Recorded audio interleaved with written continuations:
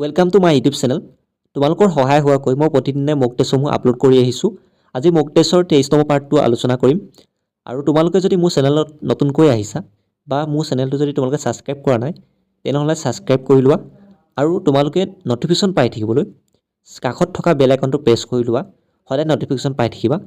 গতিকে আমি দেৰি নকৰোঁ, আমি মক টেষ্টটো আৰম্ভ কৰোঁ ব'লা। প্ৰথম কুৱেশ্যনটো দিয়া আছে, the pollution control board of Assam was establish in the year.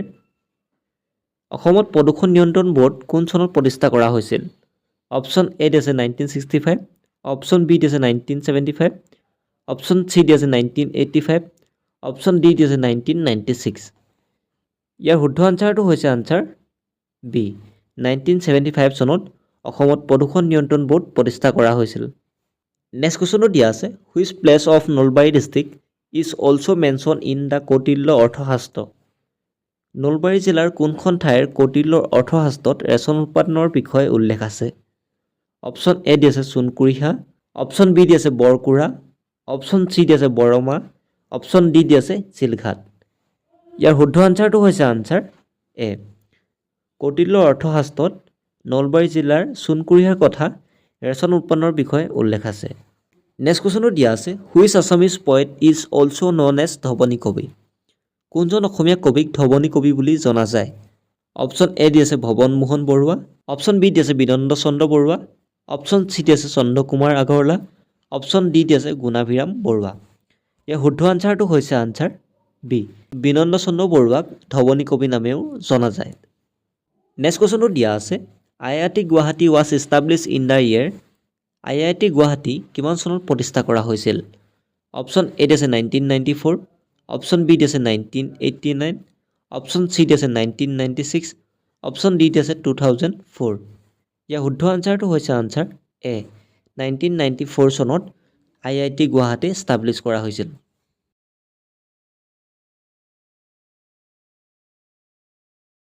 Next কুৱেশ্যনটো দিয়া আছে, which treaty marks the end of Mir Jumla occupation of the Ahom capital Garhgaon. কোনখন সন্ধিৰ জৰিয়তে মিৰ্জুমুলাৰ আহোমৰ ৰাজধানী গড়গাঁও দখল অন্ত পৰিছিল? অপশ্যন এ দি আছে ট্ৰিটি অফ ঘিলাজাৰী ঘাট, অপশ্যন বি দি আছে treaty of Guwahati, option C দি আছে treaty of Majuli, option D দি আছে নান অফ দিছ। ইয়াৰ শুদ্ধ আনচাৰটো হৈছে আনচাৰ এ, এই ঘিলাজাৰী ঘাটৰ সন্ধিৰ পাছত মিৰ্জুমুলাই আহোমৰ ৰাজধানী গড়গাঁও দখল অন্ত পেলাইছিল। নেক্সট কুৱেশ্যনটো দিয়া আছে, the Gohain Kamal Ali which was constructed during Naranarayan connect Cooch Behar to. নৰনাৰায়ণৰ শাসনকালত নিৰ্মিত গোহাঁই কমল আলিয়ে কোচবিহাৰক সংযোগ কৰে। অপশ্যন এ দি আছে নৰ্থ লখিমপুৰ, অপশ্যন বি দি আছে যোৰহাট, অপশ্যন চি দি আছে গড়গাঁও, অপশ্যন ডি দি আছে নান অফ দিছ। ইয়াৰ শুদ্ধ আনচাৰটো হৈছে আনচাৰ এ, নৰ্থ লখিমপুৰ আৰু কোচবিহাৰক গোহাঁই কমল আলিয়ে সংযোগ কৰে। নেক্সট কুৱেশ্যনটো দিয়া আছে, what is the meaning of the word Aye in the festival name of Ali Aye Ligang. Ali Aye Ligang উৎসৱৰ আই শব্দৰ অৰ্থ কি? অপশ্যন এ দি আছে চিড মানে হ'ল বীজ, অপশ্যন বি দি আছে ফ্ৰুট বা ফল, অপশ্যন চি দি আছে ট্ৰি, অপশ্যন ডি দি আছে ৱাটাৰ। ইয়াৰ শুদ্ধ আনচাৰটো হৈছে আনচাৰ বি, আলি আই লৃগাং উৎসৱৰ আই শব্দৰ অৰ্থ হ'ল ফুড বা ফল। নেক্সট কুৱেশ্যনটো দিয়া আছে, the Baishagu festival is celebrated by which ethnic group of Assam. অসমৰ কোনটো জনগোষ্ঠীয়ে বৈশাগু উৎসৱ পালন কৰে? অপশ্যন এ দি আছে বড়ো, অপশ্যন বি দি আছে ৰাভা, অপশ্যন চি দি আছে দেউৰী, অপশ্যন ডি দি আছে ডিমাচা। ইয়াৰ শুদ্ধ আনচাৰটো হৈছে আনচাৰ এ, অসমৰ বড়ো জনগোষ্ঠীৰ লোকসকলে বৈশাগু উৎসৱ পালন কৰে। নেক্সট কুৱেশ্যনটো দিয়া আছে, what was the name of the British officer who kill during Phulaguri Dhawa. Phulaguri Dhawa বিদ্ৰোহৰ সময়ত হত্যা কৰা ব্ৰিটিছ অফিচাৰজনৰ নাম কি? অপশ্যন এ দি আছে লেফটেনেণ্ট ৰবাৰ্ট, অপশ্যন বি দি আছে লৰ্ড কেনিং, অপশ্যন চি দি আছে lieutenant BH Singer, option D দি আছে নান অফ দিছ। ইয়াৰ শুদ্ধ আনচাৰটো হৈছে আনচাৰ চি, লেফটেনেণ্ট BH সিংহাৰক ফুলগুৰি ধোৱা বিদ্ৰোহৰ সময়ত হত্যা কৰা হৈছিল।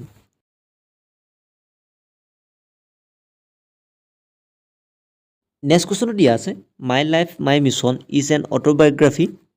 মাই লাইফ মাই মিছন কাৰ আত্মজীৱনী? অপশ্যন এ দি আছে বাবা ৰামদেৱ, অপশ্যন বি দি আছে শচীন তেণ্ডুলকাৰ, অপশ্যন চি দি আছে নৰেন্দ্ৰ মোদী, অপশ্যন ডি দি আছে নান অফ দিছ।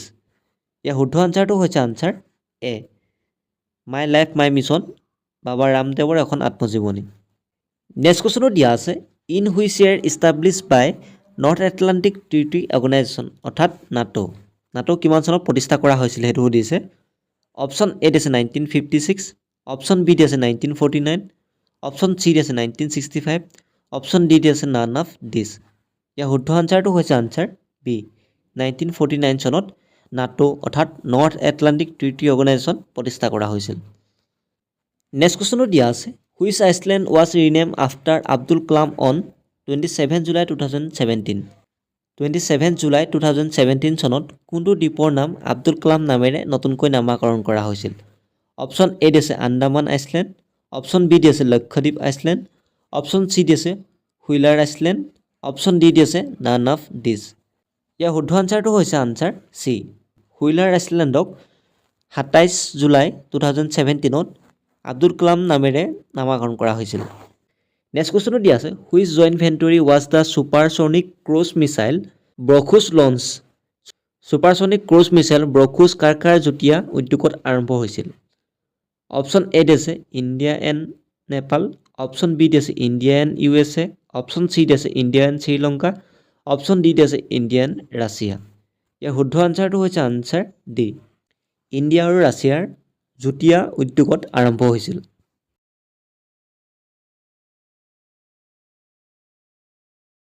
নেক্সট কুৱেশ্যনো দিয়া আছে believe what life and cricket taught me is an autobiography.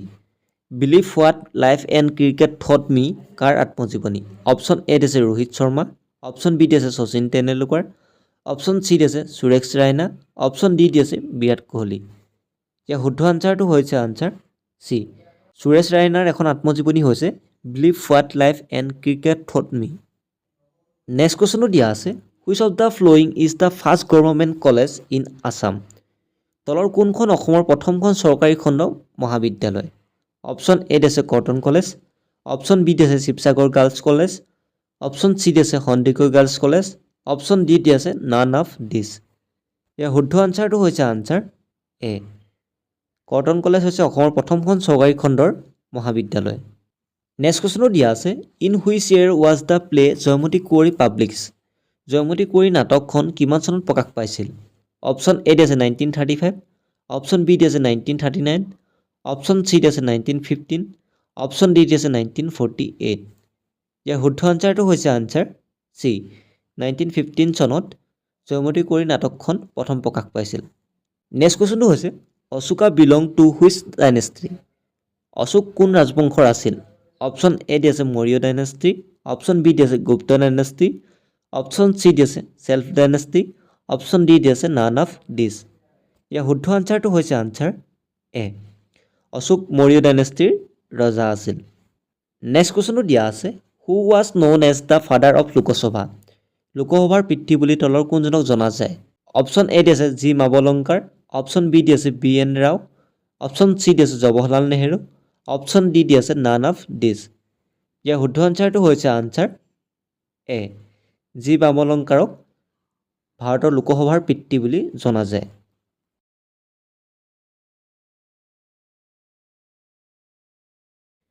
Next কুৱেশ্যনটো দিয়া আছে Guwahati university was establish in the year.